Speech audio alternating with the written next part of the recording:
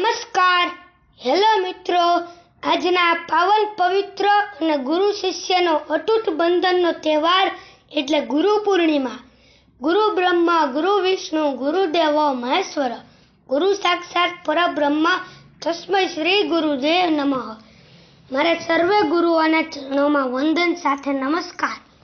આ આપણી સંસ્કૃતિનો પરંપરાનો અહમ ભાગ છે. ગુરુ પૂર્ણિમા આપણને એ યાદ અપાવે છે કે આપણા જીવનમાં ગુરુનું મહત્વ શું છે.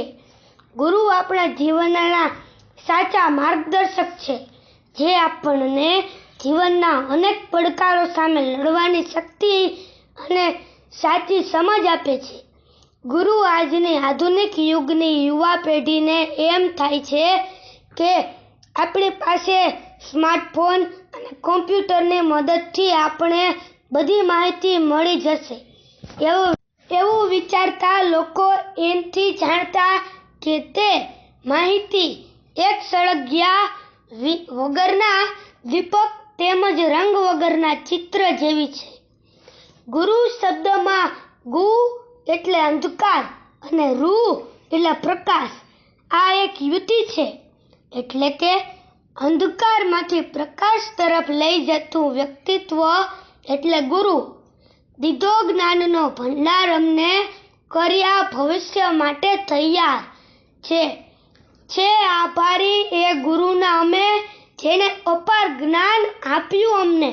એક એક અક્ષર અમને શીખવાડે, શબ્દ શબ્દનો અર્થ બતાવે, ક્યારેક પ્રેમથી ક્યારેક ગુસ્સાથી જીવન જીવતા શીખવાડે.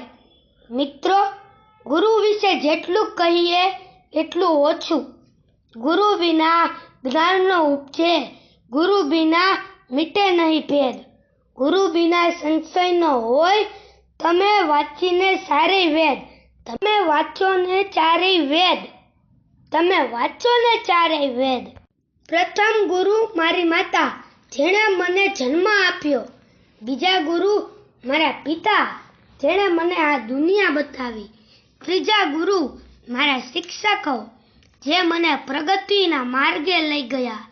અને ચોથા ગુરુ જે મારા ભગવાન છે, જેણે આપણને ધર્મ, નીતિ અને ન્યાય શીખવાડ્યું.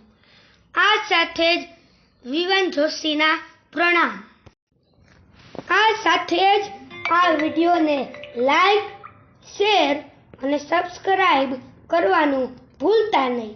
જય ગુરુદેવ, હર હર મહાદેવ, જય માતાજી. નમસ્કાર. હેલો